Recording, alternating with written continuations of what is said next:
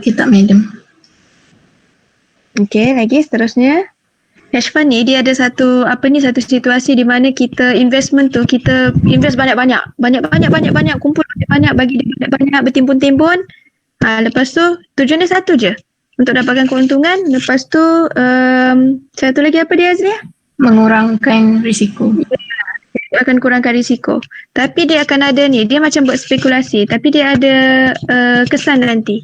Okay, so untuk chapter ni sebenarnya, untuk bahagian ni, Return of Depression Economics, dia sebenarnya bercerita tentang Great Depression yang berlaku pada tahun 1929 dulu. Okay, jadi untuk yang kali ni, Azlia dia akan terangkan satu situasi kemelesetan ekonomi yang seolah-olah seperti Great Depression, tapi bukannya Great Depression. Sebab tu nama dia The Return of Depression Economics.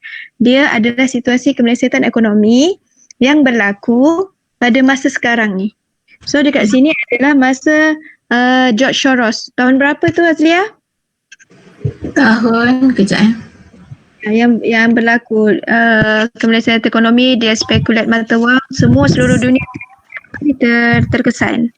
1990. 1990. Tahun 1990. So ini adalah maksud the return of depression economics. Maksudnya berulang kembali depression tu, tetapi kita tak cerita pasal Great Depression tu. Kita cerita pasal yang sekarang punya kemelesetan ekonomi. Yang Soros buat. Okay. So, hedge fund run on the British pound. Pada tahun 1990, 1992 macam tu, ada Black Wednesday, di mana speculators ni broke the pound and created this.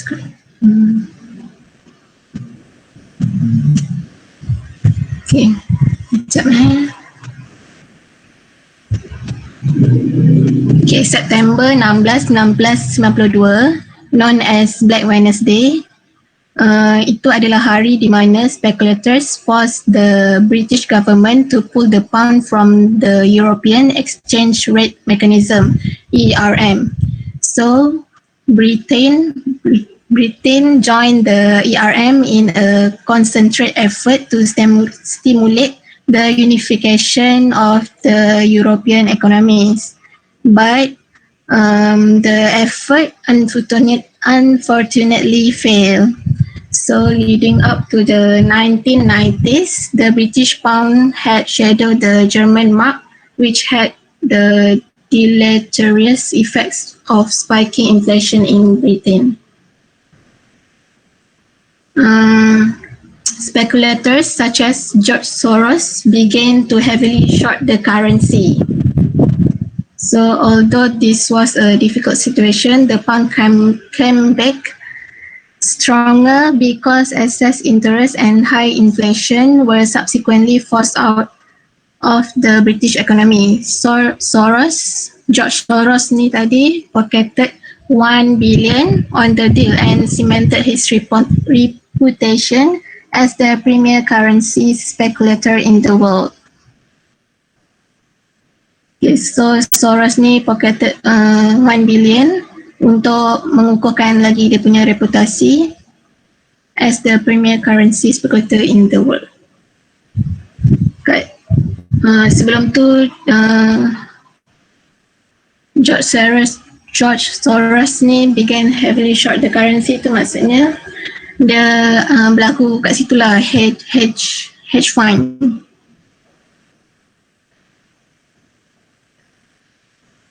Okay, next.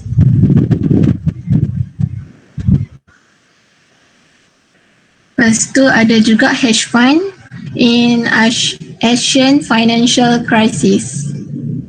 Okay, financial crisis ni ialah situasi di mana ekonomi sesebuah negara tak boleh di-manage, unmanageable lifestyle, which is debt of a country equalized to the income of a nation. It caused devaluation of currencies and stock. Next, Malaysia. Kita ada contoh kat sini, ada banyak negara lah. Malaysia, Hong Kong, China, Filipina. Tapi yang saya nak terangkan ni Malaysia dengan Hong Kong. Okay, Malaysia, dia attack on Malaysia ringgit. Huge outflow of money during the crisis. Overnight rates jump from 8% to 40%. Stock market fell by 50% from 1,200 to 600. Malaysian ringgit is the currency of Malaysia. Devaluation of Thai baht in 1997 increased demand for Malaysian ringgit. So in 1997, Malaysian ringgit devalued from 2 ringgit 50 cent to 4 ringgit 57 cent against $1. So GDP dropped by 6.2% in 1998. Ultimately, itu menjadikan Malaysia economy drop and the country collapse. Malaysia overcame it by various protective measures. Malaysian authorities imposed capital controls, pegged the ringgit at a value of RM 3 ringgit 80 cent to $1.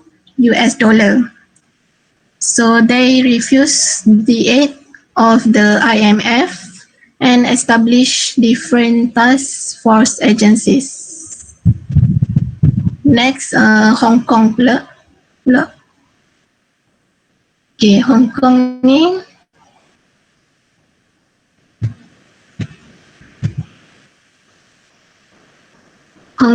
attack on Hong Kong dollar.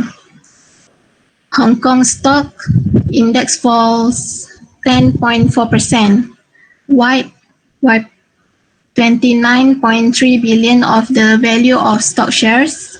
Cerita dia panjang tapi saya cuba ringkaskan lah. Hong Kong in October 1997, Hong Kong dollar pegged 7.8 to the US dollar since 1983, came under speculative pressure because Hong Kong's inflation rate had been significantly higher than the United States for years. Monetary authorities spent more than 1 billion to defend the local currency. Since Hong Kong had more than 80 billion in foreign reserves, the Hong Kong Monetary Authority managed to maintain the peg. On 15 August 1998, it raised overnight interest rate from 8% to 20%, and at one point to 280%. Increased downward pressure on the stock market, allowing speculators to profit by short selling shares.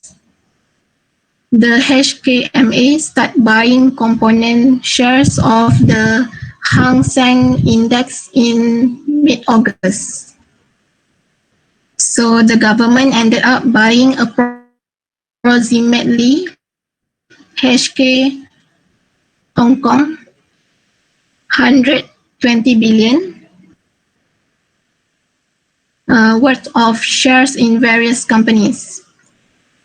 So in 1999, the government started selling shares by launching the Tracker Fund of Hong Kong, making a profit Hong Kong 30 billion, which is $4 billion. So kat sini dekat Malaysia dengan Hong Kong ni, dua-dua dia ada menggunakan short selling.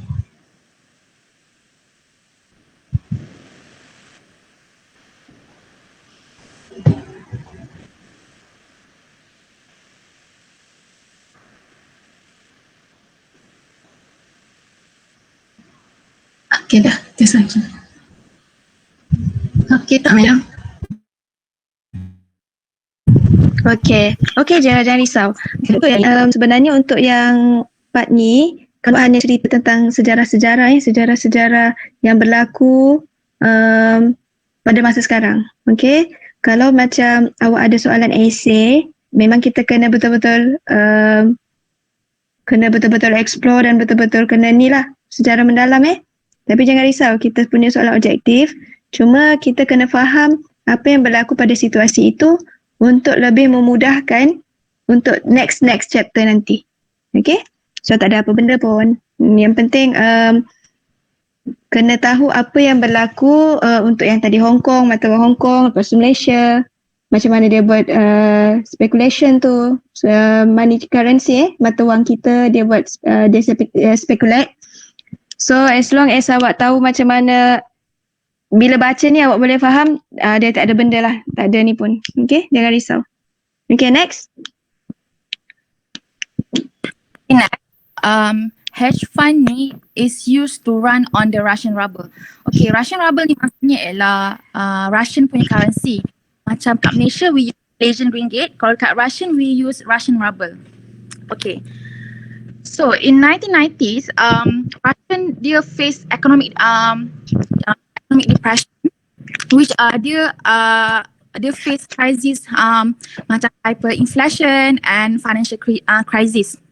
Masa time 1990s ni, hyperinflation ni berlaku bila price control were eliminated. Maksudnya dia buang price control, bukan buang, maksudnya dia price control dia dah tak ada sebabnya ada berlakunya black market lah, ada existence of black market. So existence of black market ni dia buat price of consumer good menurun sangat mendadak, sangat naik mendadak, and ada shortage of basic items. Macam gambar ni, okay, kalau tengok gambar ni, basic items like petrol, macam ada food, dia dijual di black market dengan harga yang sangat tinggi. For example, kalau seseorang tu dapat beli basic items dengan harga price control, iaitu harga yang sangat murah, dia ada dua pilihan. Antara dia nak guna untuk diri sendiri ataupun dia nak jual kat black market dengan harga yang sangat tinggi lah. So dekat sini, situasi ni, bila black market tu ramai jual kat black market, dia akan berlakunya shortage. So kat sini kat sign ni maksudnya ialah no petrol. So nak tak nak, a lot of people terpaksa beli dekat black market dengan harga yang sangat tinggi because price control time tu tak ada. Okay, next. So as you can see, this is the GDP of Russia time 1990s. Start when 1991 to 1996, we can see that there's a declining of GDP. So what is GDP? GDP is actually a gross domestic product. So when usually we want to see the economic situation happen in the country, we usually analyze the GDP of the country lah. If the punya GDP declining, means the economic is declining juga. So tapi bila kita nampak dekat sini, 1996 to 1997, dia ada satu improvement sedikit. Sebabnya 1997 ni, Russia start to stabilize their economy. Dia start to stabilize. Unfortunately, as you can see from 1997 to 1998, dia punya GDP start to declining. And time 1998 ni adalah the lowest point of GDP at that time lah. So we can see that 1998 ni, the economy of Russia is very, very bad. So this is the point that we are going to talk to. So even though like I described before this, Russia have faced a lot of crises, financial crisis, hyperinflation. However, Russia ni Russia ni adalah salah satu country, one of the country that have nuclear weapon. Okay, nuclear weapon ni dia tak semua negara ada. So Russia ni is one of them lah. One of them other than that, dia ada UK, US, France and China. So bila Russia own a nuclear weapon, you know, they can they can convince and they can attract investors to cope with them, you know, to trust with Russia. Sebabnya when a country own a nuclear weapon, sometimes it's symbolized of power assurance ataupun dia ada capability satu country tu lah. Okay, lepas tu macam saya cakap, bila Russia tu ada banyak risk sebabnya dia ada berlakunya krisis apa semua tu, dia ada banyak risk, variety of high risk. So the government Russia ni dia offer a high interest rate. So bila dia offer a high interest rate, dia actually a very interesting offer, especially to high risk tolerance investor. Kita pernah belajar dulu kalau investor ni banyak jenis, ada yang tak nak ambil risk, ada yang nak low risk, ada yang nak high risk. So this kind of offer is very attractive to the high risk tolerance punya investors lah. Sebabnya this kind of investors believe that a high risk is equivalent to high return. So these investors time tu dia sangat-sangat berani untuk invest to Russia, although they know that Russia have a lot of crisis at that time lah. Because why? Because at that time, as I mentioned tadi, Russia ada nuclear weapon. So dia macam, they believe that other country, especially Western countries, will back up Russia as Russian ada nuclear weapon. Okay? So dia macam investor ni believe, kalau macam let's say dia dah invest and Russia cannot heal from it, from their crisis, the Western country will repay them. Okay, dia expect macam tu lah. Okay, next. However, in 1998, this is where the financial crisis happened. Okay, the government time tu the Russian government menerima income yang sangat sedikit, less revenues, and the cost of borrowing increased.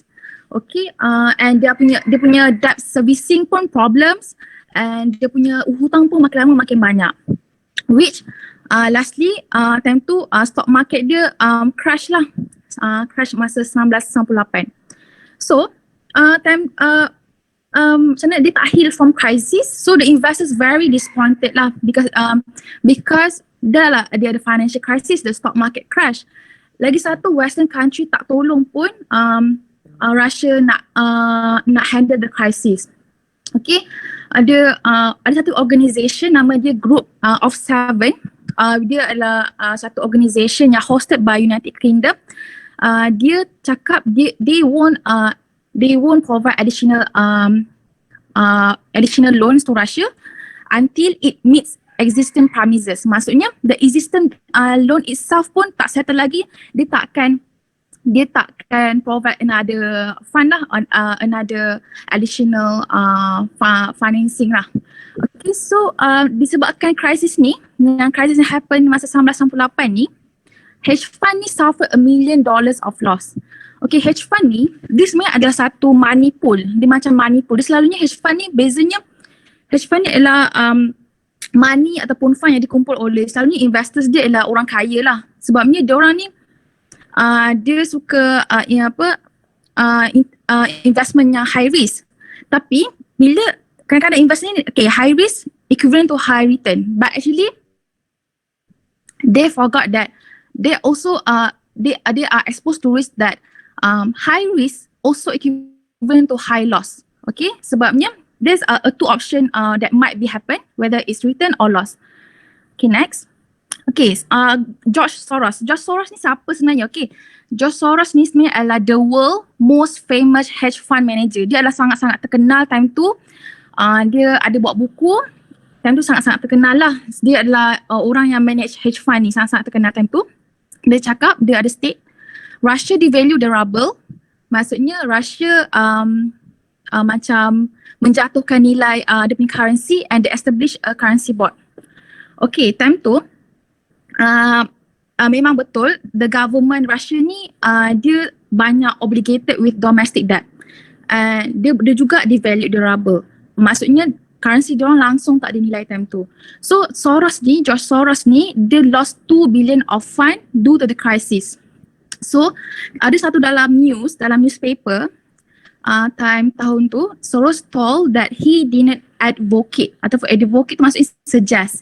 Dia tak suggest pun the devaluation unless it was carried out along with the currency board. So currency board ni apa sebenarnya? Currency board ni maksudnya adalah sistem that fix the nation currency to the value of its richest trading partner. Okay, ni juga gambar yang berlaku time tu juga yang ni, gambar ni. Dia selain George Soros, dia ada juga investors lain, contohnya macam Mr. Druckenmiller. Druckenmiller ni adalah high risk tolerance investors, and lagi satu ialah Leon Cooperman. Leon Cooperman ni adalah head of Omega Advisors. So time tu, bila Russia crisis ni happen, so the head of Omega Advisors ni kan macam suffer a lot of loss. So the company ni, dia pun juga hilang employees lah, sebab employees dah hilang confident that the company will will handle the financial punya issue time tu. So time tu ramai employee yang resign from Omega Advisors. Okay, so itu adalah tadi tu cakap pasal what happened during kan. So this the panic stage of hedge fund. Maksudnya time the crisis happen, hedge fund tu very panic. So this is the stages lah. So the first stages is the first stages is the competition of hedge fund intensified. Maksudnya intensified tu maksudnya very intense. Dia compete each other sangat-sangat intense lah, sangat-sangat intense. Sebabnya berlakunya competition yang sangat intense sebab diorang have the difficulty to make money. Dia difficult to make money, so diorang ni compete for narrower profit. Narrow profit maksudnya a smaller amount of profit opportunities which lead to a serious crisis. Okay, next stage ialah failure of long-term capital management. Okay ni, failure of long-term capital management.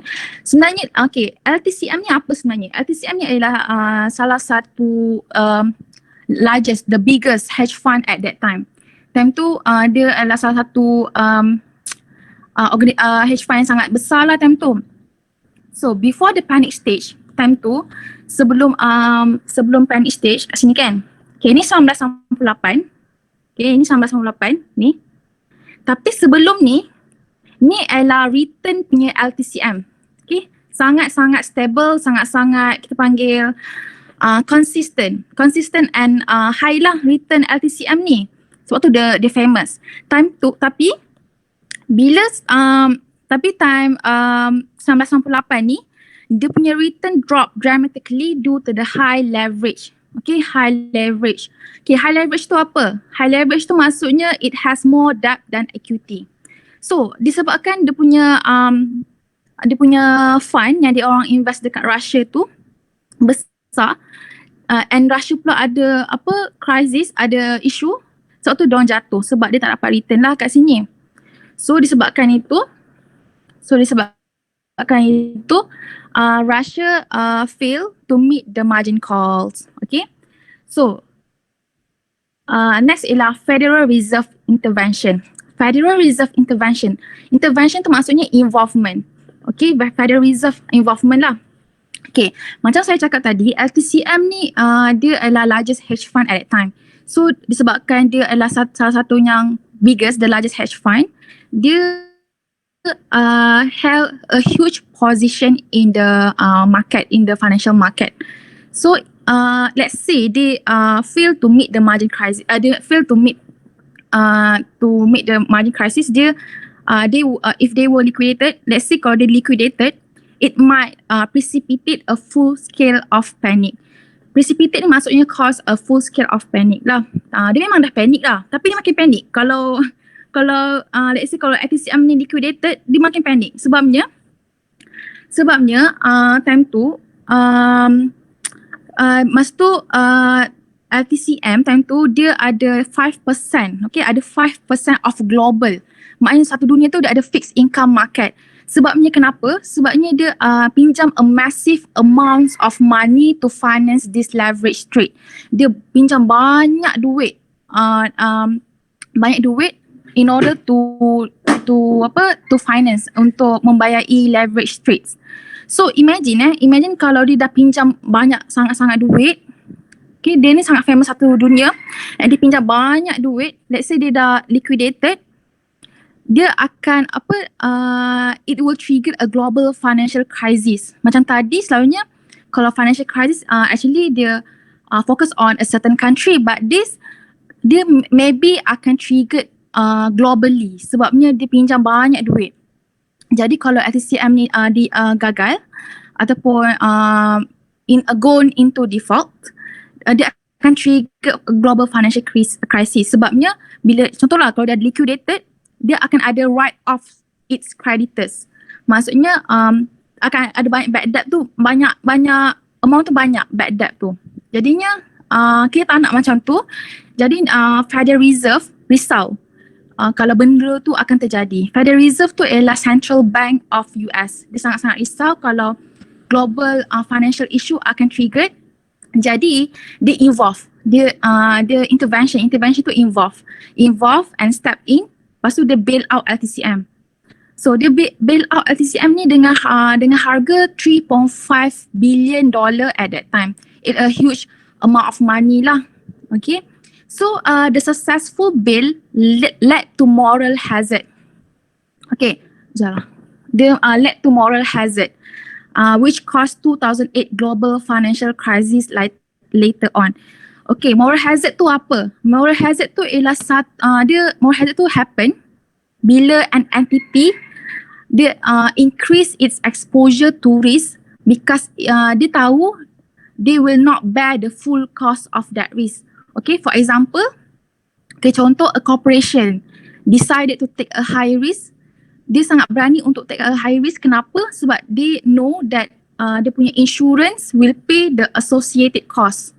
Macam tu, maknanya dia exposed to high risk sebab the company know that dia tak bayar kalau dia gagal pun, dia tak bear to the full amount of the risk cost.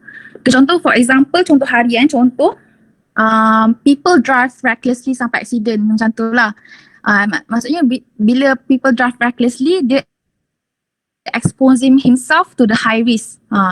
Jadi sebabnya kenapa orang selalu drive recklessly? Sebabnya dia tahu nanti tak apa kot, nanti insurance akan bayar the medical bill, dia akan bayar the vehicle repairs, macam tu lah. Macam tu lah moral hazard. Okay. Itu saja. Terima kasih. Okey ke? Ada soalan? Atika, Ya. you are very good presenter. Thank you, madam. Okay, so sebenarnya untuk part ni dia bukan macam kita bentangkan konsep modal yang awak kena tahu kalau ni demand, supply, shift to the right, shift to the left. Dia macam ada satu konsep dan hukum. Dia ada law, dia punya law of demand, law of supply. Tapi bila part ini, awak kena bercerita. Baru awak boleh faham.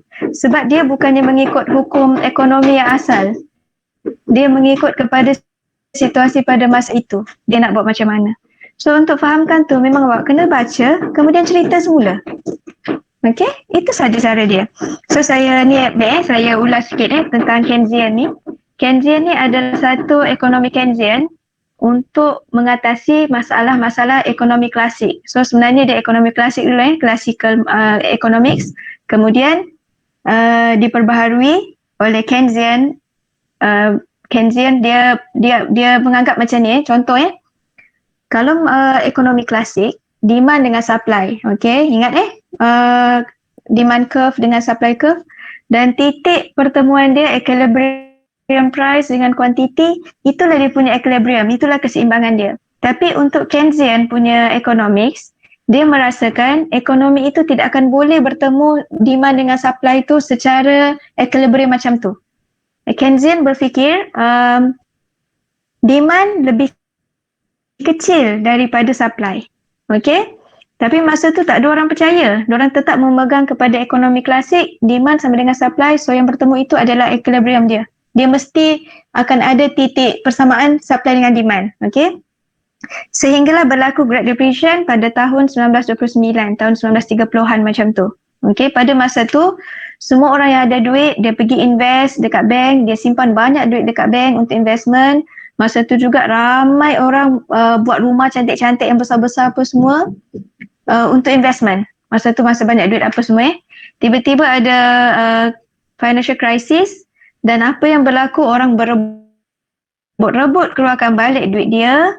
Kemudian semua yang buat rumah tadi yang kira macam dia memproduksi rumah perumahan, property apa semua, tak ada orang beli dah dia punya property. So ada timbunan property yang banyak, income dah mula jatuh, kemudian pengangguran dah ada. Masa tu Keynesian pun membuktikan bahawa memang betul macam mana pun demand akan lebih kecil daripada supply bila terjadi benda itu. Okay, so maksudnya dia telah membuktikan ekonomi klasik tu salah. Demand takkan boleh jumpa dengan supply secara equilibrium, secara seimbang. Dia membuktikan bahawa macam mana pun demand lebih kecil daripada supply. Okay, so terima kasih banyak Azlia, terima kasih Atika, thank you so much. Okay, next kita pergi yang seterusnya.